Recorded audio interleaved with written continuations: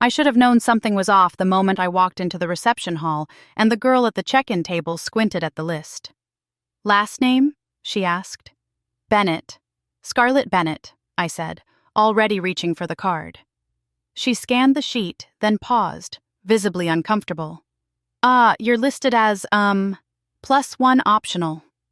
She flipped the card toward me like she hoped I wouldn't see it properly, but I did. "Name +1 optional. Table, standing." I blinked. "Excuse me?" And then I heard it. That voice. Sharp, fake sweet, and unmistakably smug. "Oh, don't be dramatic, Scarlett." My cousin Victoria, the bride, appeared behind me, all glitter and condescension. "You never RSVP'd with a +1, so I figured standing room would be fine. There's always the bar." She walked off laughing before I could respond, her overpriced heels clicking like punctuation on a punchline. I just stood there for a second.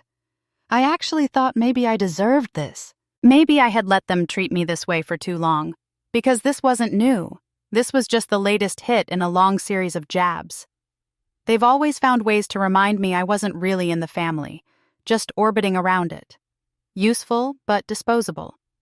Like when Victoria borrowed money for her bridal shower and promised to pay me back after the wedding. Or when her brother Owen asked if I could spot him for his flight and tux. Or when I realized I was still paying for the family Spotify account, because we didn't want to lose the playlists.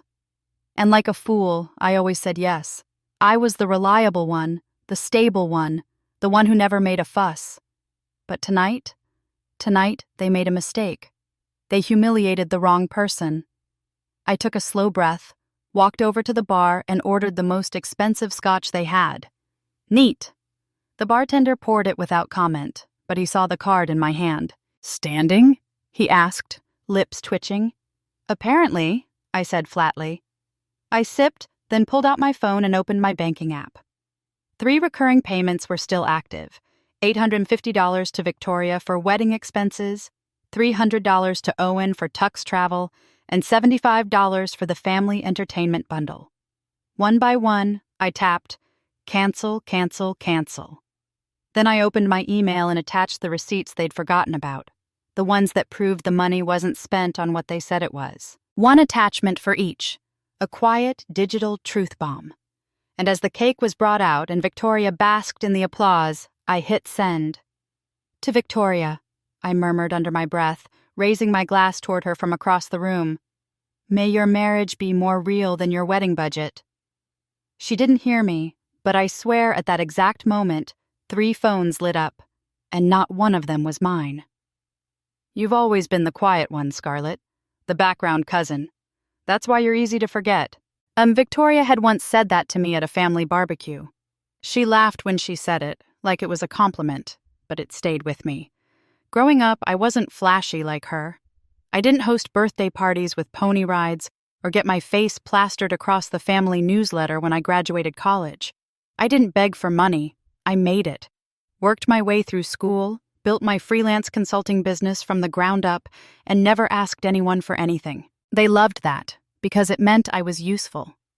I didn't fully realize it until I looked back and saw the pattern, how every single family event came with some kind of financial favor attached. Victoria's engagement dinner? I covered the wine bill because the caterer forgot it. Owen's bachelor party? They forgot to book a hotel. I booked 4 rooms. Christmas last year? The whole family forgot I'd already paid for half the Airbnb and asked me to Venmo again. I did, because at the time I still believed that being generous would eventually earn me a seat at the table. But no matter how much I gave, I was always the extra, the +1 optional. It wasn't until 6 months before the wedding that I started to wake up. It started small, a phone call from Victoria at 9:37 p.m. on a Tuesday. "Hey, I hate to ask, but I'm short $850 for the florist deposit. I already promised them. You'll get it back after the wedding, obviously." It wasn't a question. It was a transaction she'd already assumed would go through, like I was her overdraft protection. I transferred the money before I could stop myself. 2 weeks later, Owen texted me. "Yo, girl, Any chance you could help me out with the tux? I lost my wallet in Vegas and my credit's shot. $300? Gone. No, thank you. No follow-up. Then a month later, I saw a post on Victoria's Instagram. Final fitting for my Vera Wang gown, worth every penny. Hashtag bride style, hashtag dream dress. Every penny. That was when the nausea hit. I scrolled through her profile, seeing photos of brunches, spa days, designer bags, $19 smoothies. My money had paid for those things. Not florist deposits, not emergencies, luxury, indulgence, lies. I should have cut it off then, but I didn't. I told myself it wasn't worth the fight, that I was being petty, that helping family was what you do. But the thing about being exploited? You only notice how deep it goes when it's too late. The week of the wedding, I got a group text. Hey guys, quick update. Seating chart is tight, some people may need to float. Casual vibes, we're all family. Casual. Float. Right. Except when I arrived at the venue and saw that +1 optional card, I realized I was the only one without a seat. Even Owen's ex had a seat. And when I looked at Victoria, all done up in white lace and fake humility, and she smirked at me across the reception with that "hope you don't mind standing" nonsense. That was when something inside me snapped. They didn't forget me. They erased me. Not because they didn't care, but because I was inconvenient. Because I no longer served a purpose in their performance of a perfect life. As I stood at the bar watching them celebrate, I made a decision. No more. It was time they learned what happens when you push the quiet one too far. The real slap came later, after I sent those receipts and turned off my phone for the night. The next morning, I woke up to chaos. My inbox had exploded. Subject: urgent. What? Subject: I'm done with you. Subject: Are you insane? From Victoria. From Owen. From her wedding planner. Apparently, the files I'd sent were flagged by the venue's finance team, the same team now refusing to process Victoria's pending wedding reimbursements due to suspicious external contributions. She had filed them under gifted sponsorships, but my receipts showed direct payment, not donation. Translation: fraud. Suddenly, her tax write-off dream turned into a full-blown audit risk. Owen's borrowed tux fund? I'd attached the receipt to his gambling app history. A neat little overlap. The Spotify plan? That was petty. I just changed the password to Find Your Own Wi-Fi 123. But the cherry on top? Grandma, sweet, sharp-tongued, razor-eyed grandma, who never said much but always knew everything.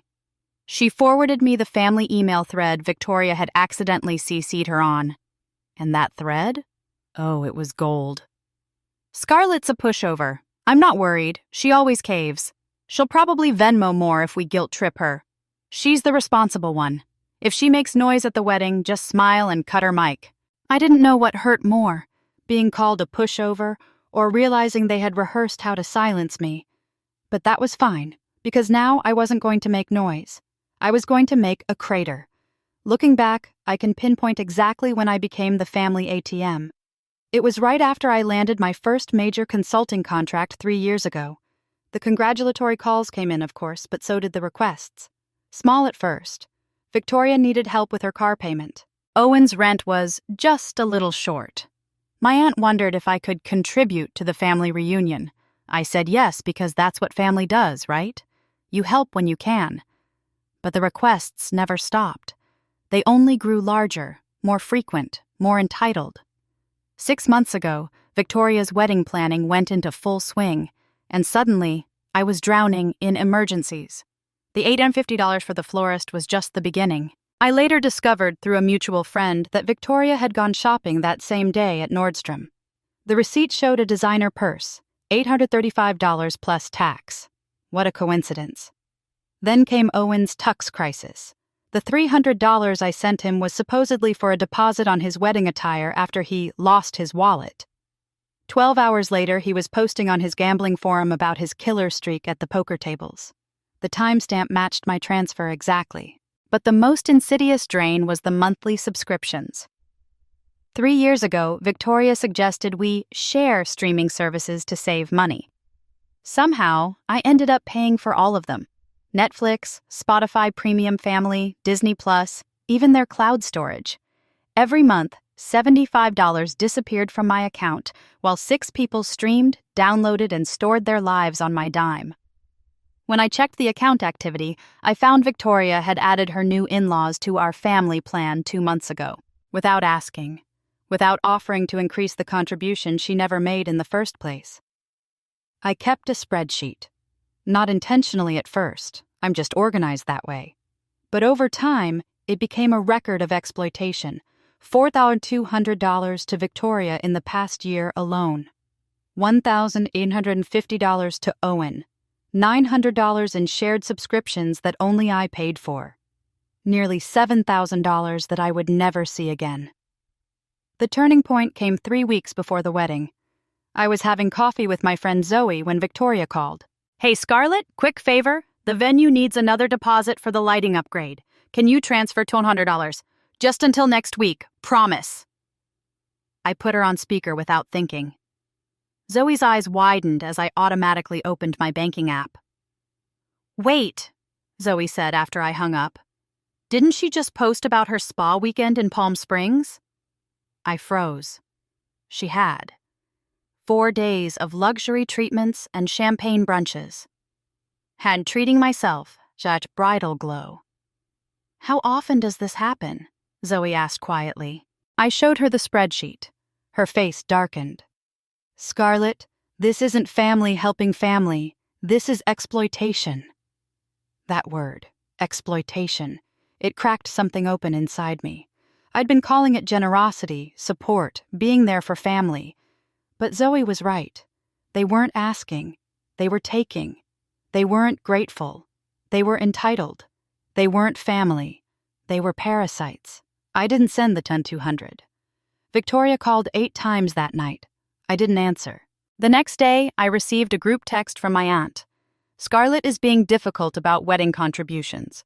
Everyone please remind her how important family support is during this special time." The responses flooded in. "Don't be selfish, Scarlett. Victoria would do it for you. It's just money." But it wasn't just money. It was respect. It was boundaries. It was years of being valued only for my wallet. I stayed quiet. I let them think they'd won. I even RSVP'd to the wedding with a cheerful note about looking forward to the celebration. I just didn't mention I'd be arriving with receipts instead of a gift. The night before the wedding, I sat in my apartment reviewing everything. The screenshots of Victoria's luxury purchases made the same days as her emergency requests. Owen's gambling app activity matching my transfers to the minute. The family subscription accounts showing 6 users, none of whom were contributing a dime. I organized it all into a single folder labeled Family Finances. Then I sent myself an email with everything attached, set to automatically forward to Victoria, Owen, and my parents if I didn't cancel it by 9 p.m. the next day during the wedding reception. I wasn't planning revenge. I was planning accountability. When I walked into that reception hall and saw my name replaced with +1 optional on that seating card, when Victoria smirked and said, "Hope you don't mind standing," something crystallized inside me. I didn't just cancel those recurring payments at the bar that night. I set up notifications to my email for when they tried to contact me about the failed payments. I knew they would, probably during the honeymoon when Victoria suddenly couldn't access her Spotify, or when Owen's Netflix asked for payment information mid-binge.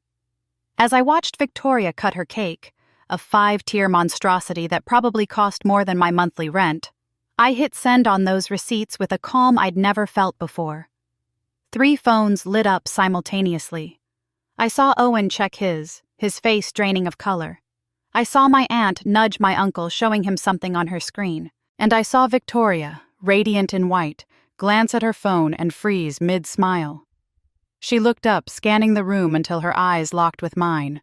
I raised my glass in a silent toast. The quiet one wasn't so quiet anymore. The family emergency meeting was called exactly 4 days after the wedding. Victoria was still on her honeymoon in Bali, a trip I later discovered was partially funded by a loan from my grandmother, but she insisted on joining via video call.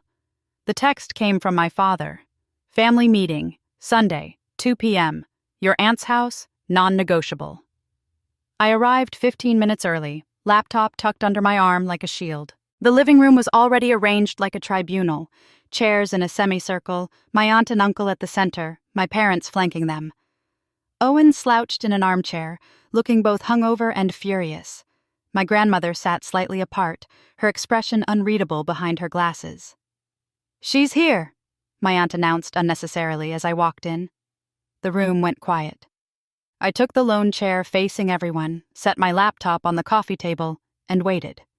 My uncle cleared his throat. "Scarlett, do you understand what you've done?" "Perfectly," I replied. "You've embarrassed this family," my aunt cut in. "Victoria's honeymoon is ruined. The venue is threatening legal action over payment discrepancies. Owen's credit score is at risk." "And whose fault is that?" I asked quietly.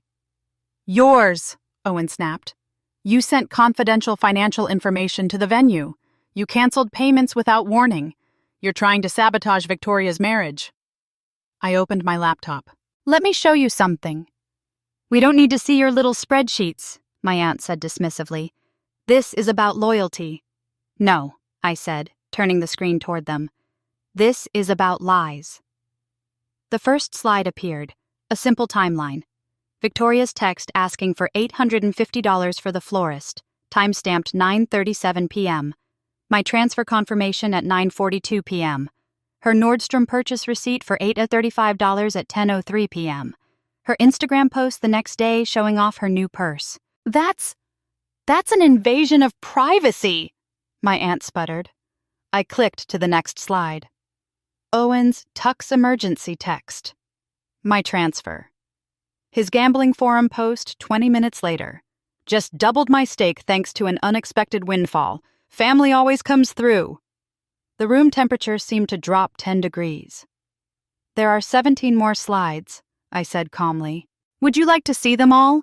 Or should I skip to the part where Victoria told her bridesmaids I was good for another grand if they needed to upgrade their dresses?" My father's face had gone pale. "Scarlett, whatever grievances you have—" "Grievances?" I interrupted. "Is that what we're calling financial exploitation now?" The laptop screen flickered as Victoria's face appeared on the video call. Her tropical paradise background contrasted sharply with her thunderous expression. "How dare you?" she hissed. "After everything we've done for you."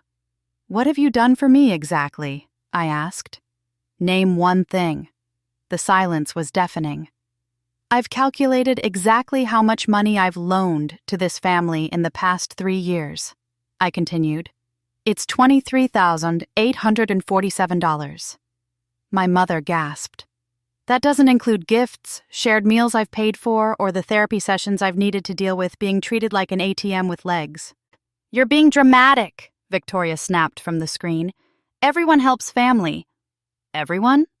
I clicked to another slide, a breakdown of family contributions.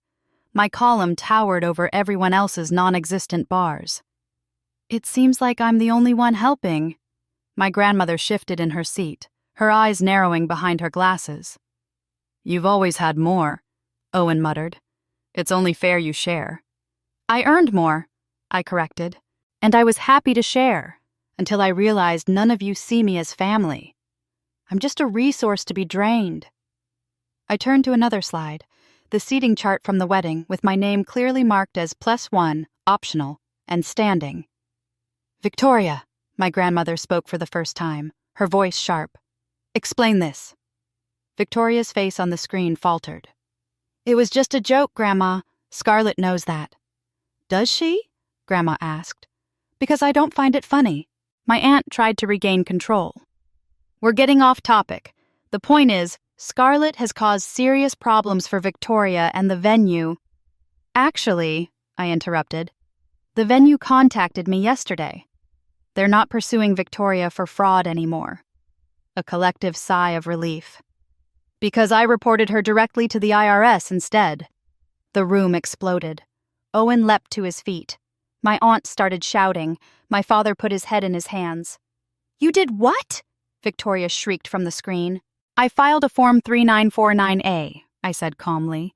Information referral for suspected tax fraud, specifically claiming personal expenses as business deductions and misrepresenting income sources.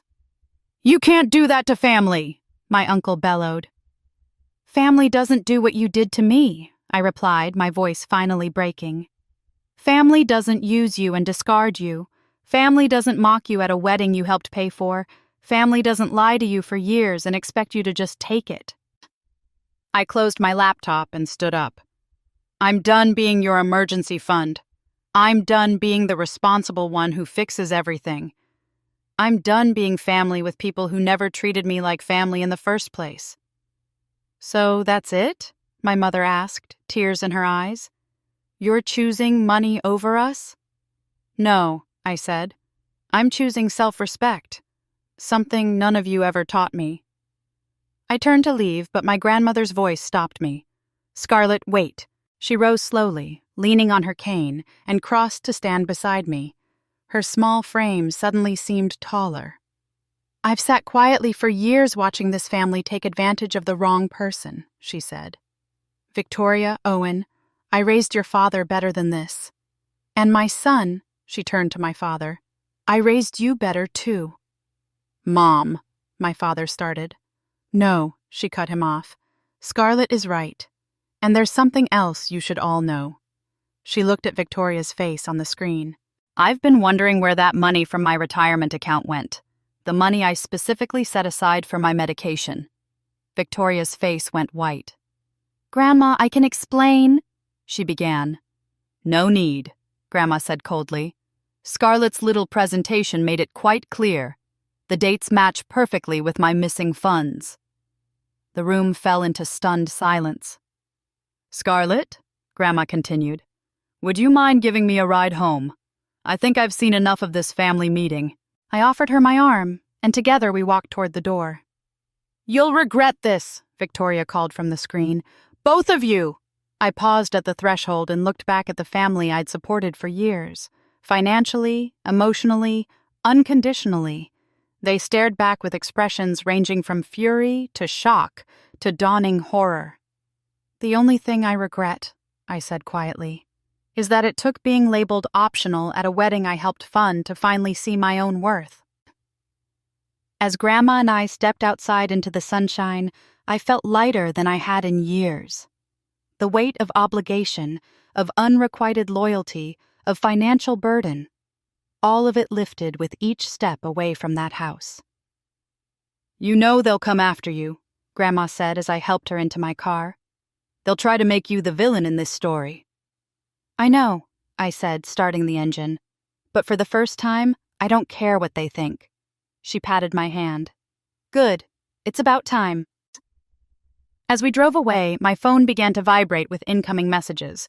I turned it off without looking. Some confrontations end with a bang. This one ended with something much more powerful, the quiet certainty that I would never again mistake exploitation for love. 3 months passed like a fever breaking. Slow at first, then all at once. The family WhatsApp group fell silent after my exit. No more emergency requests.